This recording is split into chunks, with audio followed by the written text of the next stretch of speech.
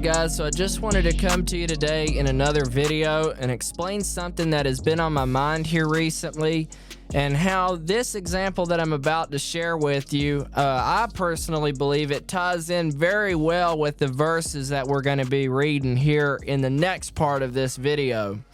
So one of the things, I want to go ahead and get right into it. One of the things that has been keeping me really busy here in the past few weeks is actually here in the state of North Carolina, it is deer hunting season. This is the time of year when guys like myself, people who like to go out into the woods and they like to go deer hunting, this is the one time of year that we're able to do it. Hunting season is not something that you have year round. It's not something that you can just, any time of day, anytime you want to go, just walk into the woods and go see what you can find. It's not like that. You have a limited amount of time. You only have a short amount of time, just a few short months to be able to do what you want to do. And I say months, it's really not even that, because in September, it starts, you have bow season, to where you're not allowed to use a hunting rifle or like a muzzleloader, which is like a black powder rifle. You're only allowed to use a compound bow or a crossbow. So if you're a guy who doesn't do that kind of hunting, well, you still can't go out into the woods. So that cuts your time even shorter. Then after bow season is out, you are allowed to use the black powder rifles. So if you're a guy who does not own one of those, well, that still cancels you out. And then you have just the actual firearm season, where you're able to use anything you would like. And so, for some people who may not be into the first two categories, your hunting season is cut even shorter. And so the reason I say this is because I'm trying to explain to you how you have a very limited amount of time in order to be able to go out into the woods and hunt like you would like to do. And I think that's pretty interesting, because it's going to tie in here in just a minute. You'll see the reason why I'm saying this later on in this video. But again, we have a limited amount of time. Like in this year that we're in now, I only have maybe just a few weeks left before it goes out for the rest of the year, and we will not be able to go deer hunting again until next year. So once again, not a whole lot of time left. And so for me, as a guy who likes to do this, I don't want to just go out into the woods and just waste my time, make a lot of noise, make a lot of ruckus in the deer stand. I don't like to just go out there and just goof off and not really take it serious, because if that were the way that I were to do it, if that was the approach that I would take, if I would not take my job seriously, then I would probably not have a good chance at taking anything out that year. I would not be able to pull off a successful hunt. I would not be able to bring home a deer and skin it out for the meat and different things like that. You wouldn't be able to do those things if you didn't take it serious. Because with that short amount of time that you have, you need to go in there and take it serious, or else you're going to miss your chance until next year. And so for me, as someone who wants to pull off a successful hunt, I go out and I do whatever I need to do. I take it serious. Like, for example, what I will do is I'll get up early in the morning. I'll get up to where it's an hour before you start to even see light coming through the trees, and walk on out into those woods being pitch black. Get up in my stand and sit there and wait. So I go really early in the morning. These are just some of the strategies that we would use. I go really early in the morning in hopes that the deer herd, the deer that may be moving through that area, they do not see me. They don't really know. They can't really tell what I am.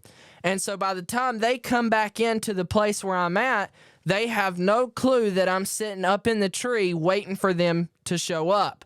So I go really early in hopes that I can catch them crossing through. Or I'll go in the afternoon hours. I'll go and sit and wait for the deer herd to move 10 minutes before dark. And so we do these things. We hunt these odd hours and different things like that in hopes that we will catch something coming through. So again, so we can have a little recap, we have early mornings and we'll hunt in the afternoons. Another thing that we'll do is we'll put out big piles of corn that you see. You're able to actually buy these big bags of corn that they get out in the fields and different things, and you can, throw it out onto the trail in hopes that the deer will move through there and they'll stop to get them something to eat. And whenever they take and they stop is the time when you pick which one you want to take, which one you want to harvest. So we do early mornings, we'll hunt in the afternoons, and we'll use food sources to try to get them to stop. These are all strategies. These are all different things that we will do in hopes to harvest a deer. Another thing we'll do is we will actually use calls to try to call them in. This is one of the things that we do, and this right here is actually one that I would use on a daily basis. I actually have this around my neck every time that I go out. And the reason why is this right here. And I'm going to hit it once so you can kind of get an idea what it sounds like.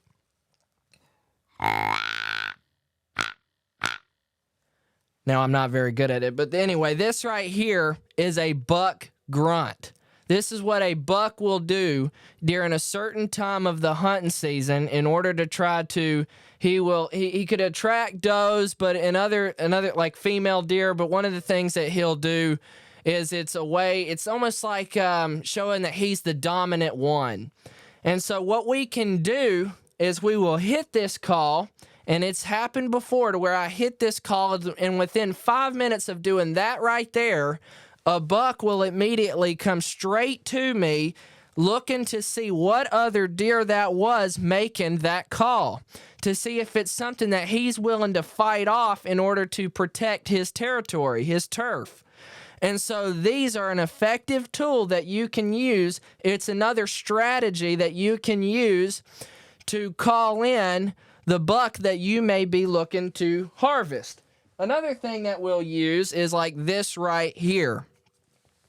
I'm not sure if you can see that, but it looks like a can. This right here, as you see, it says, speak the language. Right here, we can take this, you turn it upside down, and then I'll do this. That right there is called a doe bleat. This right here is what you use. It's the sound that a female deer makes. And this will possibly attract bucks into the area, male deer into the area, if they're looking for a doe, a deer in a certain time of year.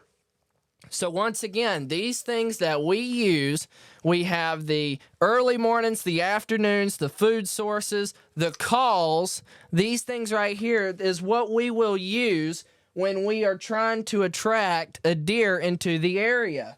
And so if you could take a look at us and see us during this time of year, we're sitting back, up in the tree. I've got a stand that's 21 foot up in the air. We have our safety harnesses on and everything like that. And we're sitting back and we're looking and we're hitting the calls, and we use these things right here called range finders, where we can look through and we can tell exactly how far the deer is, how many yards he's out in order for us to make the accurate shot. These are all the tools and the strategies and the things that we do and use in order to call in the deer, in order to attract those deer into our area. And the reason why we do all of those things and we take it that serious is because, once again, we don't have all of the time in the world. 1 second here. The reason why we do all of those things is because we have a very limited amount of time. We're not able to do this year-round, so we try to take our job very serious. And I say all of that, all of those things right there, because we've pulled off some pretty successful hunts doing these different things. I've been able to hunt in some pretty good areas to where we've tagged decent, really good sized bucks. And in my opinion, it's, good deer for where I'm hunting at, for the place that I'm at, good bucks, as you would see in these pictures. But we've been able, we've been successful in trying to do those different things. But the reason why I feel like it's important, the reason why I wanted to say all of that and use this as my example is because these deer that are out there, if you have a deer in the bedding area, the place where they sleep, the thicket, the real thick stuff to where it's real close, it protects them. If you have a deer in that thick stuff and that briar patch and those different things, they are protected.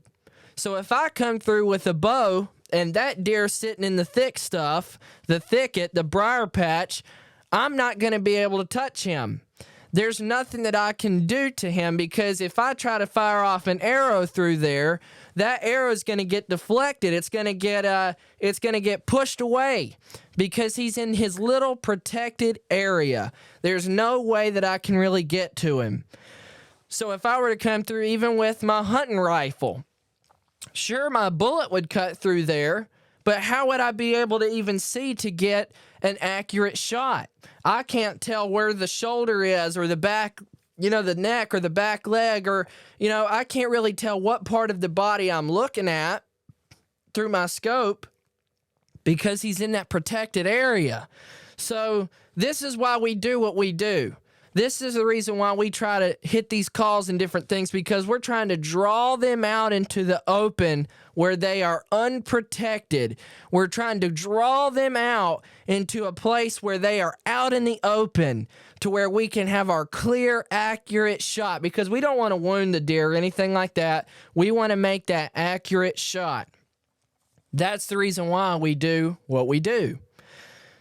And I think that's really interesting, because right here is where we start to get into the actual Bible topic of it. I feel like this right here is a perfect example of the way the devil is in our life. So if you were to act this out as a play, I would play the role of the devil in this scenario. I'm the one who has a limited amount of time. As I said in the beginning, I don't have all the time in the world. So I take the time that I do have, and I do the best I can. I do the most I can with it, so that I might get the results that I want, the results that I desire. I play the role of the devil. I'm the one that understands I can't get them where they're at, in that protected little area, that little, you could call it like a bubble that they're in. So I try to draw them away from that. I try to draw them out of that to where they become vulnerable. This is the thing that I want to see. And that's the way that the devil works. That right there, guys, is what you should be very careful of. This is something that we should be very cautious of. We need to understand that the devil is not out there, just wanting to play games with you, wanting to talk to you a little bit. The Bible says that the thief cometh not before to kill, steal, and to destroy. That is his plan. That's his whole goal. It's to destroy your life. Now, one thing I think that's interesting about this, I want to jump back to the first example, that if I were to walk into the woods and wear bright colors and wave my hands and yell and try to call the deer just as I'm talking to you right now, those deer would run. They would not come my way. They would not do it at all. It would not cross their mind to see the reality that I come in there with the hunting rifle and I'm here to harvest the deer and I'm here to do this and do that. They would not dare come my way. They would run. So why do they do it? Why do they come to me? Why do they actually, come my way? It's because I'm coming to them. I'm coming to them in a way that is really appealing. It's really convincing. It looks really good when I use these tools like this right here. I sound like one of them. You understand? And that's the way it is with the devil. If people could only see the reality of hell, they would not dare live the way that they are. The reason why people continue to live in sin, the reason why people continue to do the things that God hates, is because they don't see where that sin is going to take them. The devil has made it look so beautiful and so convincing to where people, they become blinded by it, and they come out of that protection, they come from out of that covering to a place where the devil has them right where he wants them. That's the whole plan. You see, I have a verse here in Revelation chapter 12, verse 12 that says, "Therefore rejoice, ye heavens, and ye that dwell in them. Woe to the inhabitants of the earth and of the sea. For the devil is come down unto you, having great wrath, because he knoweth that he hath but a short time." Think about that. You see, that's the reason why I elaborated so much on the beginning of this, because I want you to understand that the reason I go in there and I take it serious and I cover myself and I get in early and I do all these different things is because I know I have a limited amount of time. And if I blow my chance, I won't get another one until next year. And that's the way the devil is right here. The devil is full of wrath. The devil has come down in great wrath. He's doing whatever he can. And the reason why is because he knows he has a short time until he himself gets the punishment that he deserves. He takes it very seriously. And so this is where the Bible comes in, and God, through his word, gives us a warning. And he says this in 1 Peter chapter 5, verse 8. He says, "Be sober, be vigilant, because your adversary, the devil, as a roaring lion, walketh about, seeking whom he may devour." Think about that. He walks around seeking whom he may devour. If you could put him in the place that I explained to you earlier, he's working night and day, early mornings and late in the afternoon. He's using all the calls. He's making it sound really appealing and really nice and really welcoming, because he's only got a short amount of time. And so he's come to you, and he's here to devour you. He's here to drag you to hell alongside of him. And so the Bible says you need to be sober. Think about that. I like how he uses the word sober. If you've ever done any kind of evangelism and you've gone to these bar lines and you see the way a drunk person acts, you could probably get the idea that you could pull anything you want on them. You could say whatever you'd like to them. They're not going to understand you, or they might not, they're not all there. When a person's drunk, they're just kind of walking all over the place, and they fall out in the street, and the friends are trying to carry them, and they're throwing up everywhere. They're drunk. So he says you need to be sober. You need to be wide awake. You need to be alert. You need to be paying attention, because your adversary, your enemy, is trying to come around, and he's going to try to sneak things in, and he's going to try to lure you in and call you out from that protection. Now, see, what is that protection? I keep saying the cover, the protection. I believe that when you become a Christian, God is protecting you. God is looking out for you. God is, as it talks about in the Bible, he is the one, he's our defender. You understand? And so the devil's going to try to pull you out from that. He tries to make it look really good over here to where you walk out from that. You choose to chase other things. And so you come out from that protection, and then the devil has you where he wants you. He can take you straight to hell. And so we have to be alert. We have to listen very carefully. We have to try these things. And the reason why we should do those things is because we need to be cautious that we don't end up where the devil is going to go, and that's hell.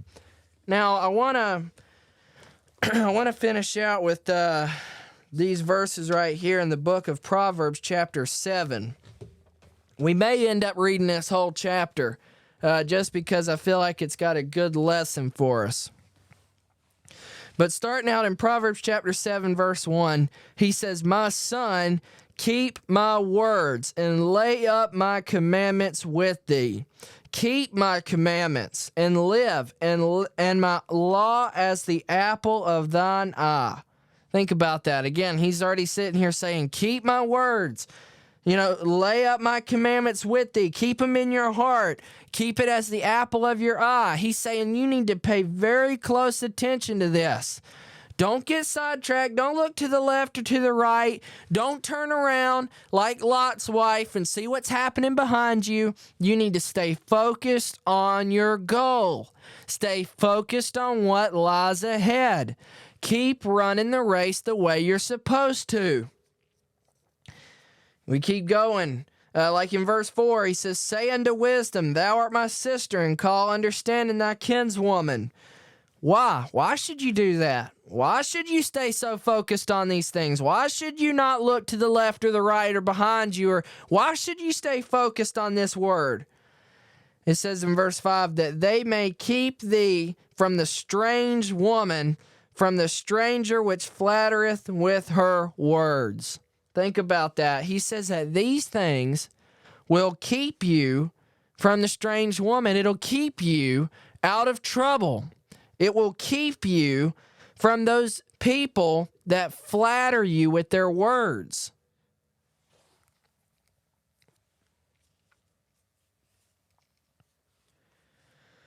And I'll go ahead and read these next verses to see. That way you can kind of get the whole context of what's going on here. It says in verse 6, for at the window of my house I looked through my casement, and beheld among the simple ones, I discerned among the youths a young man void of understanding, passing through the street near her corner, and he went the way toward to her house. Think about that. That right there's the first mistake, I would have to say. We're going into a story here, an example of a man who eventually falls into the devil's trap. But he says he went the way to her house. So he's already going into a direction that he should not be going. Verse 9, it says, in the twilight, in the evening, in the black and dark night, and behold, there met him a woman with the attire of an harlot, and subtle of heart. Now think about that. And this kind of stuff happens in the night, in the dark. This is the way the devil works. As we know in John chapter 3, he hates the light. He will not come to the light lest his deeds are exposed. So that right there is where these things are going to happen. When you start walking away and going into places or going to places you shouldn't be going. And now he meets a woman with the attire of a harlot. And let's read about this woman here. It says she is loud and stubborn. Her feet abide not in her house. Now is she without, now in the streets, and lieth in wait at every corner. So we get a description of the woman that we're talking about so we understand. And it says, now she lies in wait. She's just waiting in the streets, and she lies in wait at every corner. She's like the guy who's ready to rob you, and he's sitting around the corner waiting for you to pass by. It's nothing but trouble. And now in verse 13 it says, so she caught him and kissed him, and with an impudent face said unto him, I have peace offerings with me. This day have I paid my vows. So she catches him now. You know, she's got him, and it says she kissed him. Oh, is that not the way the devil works? He makes it sound so convincing. He tries to, butter you up and make it so sweet. It's almost like the way Judas acted towards Jesus. Isn't it so funny that when Judas sold out his master, his Lord, the Lord Jesus Christ, what did he do? He didn't walk up to him and slap him. What did he do? He walks up and he kissed him and said, Hail, Master. That's what he said.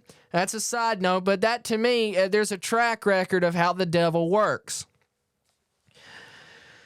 And so she says, I have peace offerings. We see that she's loud, stubborn with the attire of the harlot, but yet she thinks she can offer peace offerings.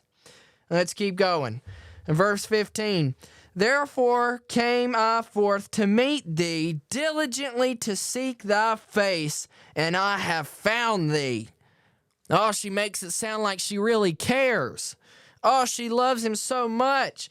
She was looking for him diligently, seeking his face, and oh, now I found you. That's the trap. That's the scheme. That's a lie of the devil. And in verse 16, I have decked my bed with coverings of tapestry, with carved works, with fine linen of Egypt. I have perfumed my bed with myrrh, aloes, and cinnamon. Come, let us take our fill of love until the morning. Let us solace ourselves with loaves. Think about that. So she makes it sound so good, so convincing. I've searched for you, I've found you. Now I've got all of these things prepared. It's so wonderful. You see, right now, what's taking place is like what I do in the woods. She's hitting all the right calls right now. She's making it sound so good, and she's drawing him out into that opening. She's drawing him out from under that protection. She's making it sound so appealing and so convincing. And it continues on. And this right here is the best part. In verse 19, he says, for the goodman is not at home. He is gone on a long journey. He hath taken a bag of money with him, and will come home at the day appointed. Think about that. Oh, she said she made it all sound so good. But you see, there's always this little problem that we run into in the back of our mind that says, what if? What if this is real? What if we get caught? What if it's like this? What if that? And she tops it all off with saying, the goodman, the owner of the house, he is not at home. He's on a long journey. He's nowhere in sight. And it's not like he's going to show up unexpected and catch us or anything like that, because he's taken a bag of money and he won't come home until the appointed day. He's got a certain time in which he's going to have to be home, and so we're good. We're not going to get caught. Right now, she's almost got him where she wants him. She's drawn him out. She's got him right in the palm of her hand. This is where it starts to get really dangerous. But in verse 21, it says this, with her much fair speech, she caused him to yield. With the flattering of her lips, she forced him. He goeth after her straightway as an ox goeth to the slaughter, or as a fool to the correction of the stocks. Think about that. With her fair speech, with these nice words, these enticing words, she's caused him to yield. She's caused this man, she's flattered him to the point to where he's no different than an ox going to the slaughter. He's going to the place where he's going to be killed. He's no different than that. And then right here is the reality of it all in verse 23, as it says, till a dart strike through his liver, as a bird hastens towards to the snare, and knoweth not that it was for his life. Isn't that something? Oh, it sounded so good. It sounded so good. It was so convincing. It was so appealing to him that he just yielded himself over to her. He let her become in full control of his life here. And then all of a sudden, it was basically just kind of getting him to maybe move out into the open, like I was saying before. You see, you can't get that arrow through that protection. You can't get that dart through that thicket, because it's going to be deflected, as I said in the beginning. It's going to be it's going to be cut off its course. You can't get that bullet through there. I mean, you could, but the thing is you can't make that accurate shot that you want. But if you get them out in the open, if you get them away from this right here, Back to the Bible. If you take a person away from from this word, if you have a person that comes away from the time of prayer, talking with God, if you have a person that comes away from this word, he becomes weak. He becomes vulnerable. And it says, till a dart straight through his liver. It's over at that point. He said, you were hasting toward the snare. You were like a bird heading toward the trap, but you didn't know it was only for your life. She only did this to kill you. And so then in verse 24, he gives us that warning once more. He says, hearken unto me now, therefore, O ye children, and attend to the words of my mouth. Let not thine heart decline to her ways. Go not astray in her path. For she has cast down many wounded. Yea, many strong men have been slain by her. Think about that. And in verse 27, he ends it off saying, her house is the way to hell, going down to the chambers of death. And that's Proverbs chapter 7. Think about that right there. He says, once again, you listen to me now, hear me now, hearken unto me now. Attend to the words of my mouth. Don't let your heart decline to her ways. Don't go down her ways.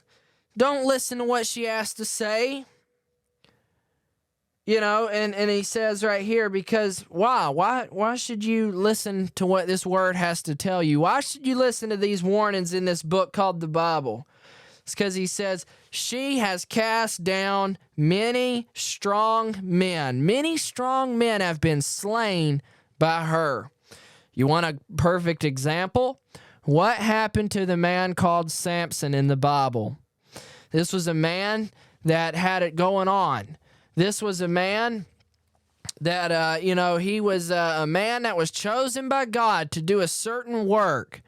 But when he started playing around with this woman over here, when he started, and look, I'm not here preaching against women and different things like that. This is an example that I'm using because this is one of the ways that the devil can try to come to you.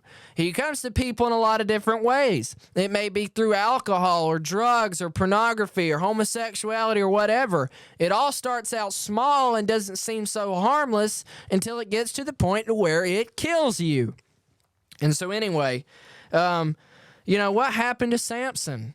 He was just, he was a man chosen by God doing great things. Mighty works were done through this man. But when he started playing around with this lady named Delilah over here, she started to, well, Samson, what's the source of your strength? Where do you get this power from? And then he would play tricks and riddles and would lie and do different things like that. Until one night, she got him right where she wanted him. And he told her, and she cut his hair, and that was it. That was it. It was over for him. And I want you to think about that. You see, that right there is an example of the way the devil works. The devil wants to lure you out. He wants to draw you away. He wants to take you away from the source of your strength right here. And he wants to get you into a place to where you're weak, to where you're vulnerable, and then all of a sudden it kills you. It comes for your life. And that right there is a message on the way the devil operates. That's his whole purpose and his plan for your life. It's not beautiful and prosperous. His plan is death and hell for you. That's like the first verse that we opened up with. The thief cometh not but for to kill, steal, and to destroy. And so that's why I believe you should listen to what God has to say. You should listen to the warnings that he gives you. Because the verse continues to say, but I'm come. This is what Jesus Christ said. I'm come that you might have life and that you might have it more abundantly. So Jesus wants to save you out there today. Jesus Christ is the one that wants to give you a new life. He wants to take all the old things and be done with it. All the old things are passed away, and he said, behold, all things can become new. And that's the way it works for a person who gives their life over to Jesus. And so today, I make this video, in hopes that you would listen to what I have to say and that you would think, what path are you going down? Are you going the way towards her house? Are you going down the way that you shouldn't be on? Are you walking down that dark alleyway? You understand what I'm saying? To where these devils, they lie in wait at every corner looking to take your life? Or are you walking on that straight and narrow path, not looking to the left or the right, not looking at what's going on behind you, but staying focused on your goal? You have to ask yourself that question today. And so, guys, I hope you understand what it is I'm trying to say through this video. I hope that this has helped you out. I hope this encourages you to read more, to study more, to pray more, to really listen to what God has to say. I hope that, it helps you to be cautious about the places that you're going or the things that you're watching or listening to or whatever it may be. I'm just saying, I hope that this helps you to think about some things. And so, guys, that's all that I had for you today. That's all that I wanted to share with you today. And so I hope that it has helped you. It has motivated you in some way. I appreciate you giving me the time to listen to what I have to say. And so that's basically it. So anyway, guys, I'm going to go ahead and get off here. But I just wanted to say God bless you. I hope that this helps you out. And we'll see you in the next video.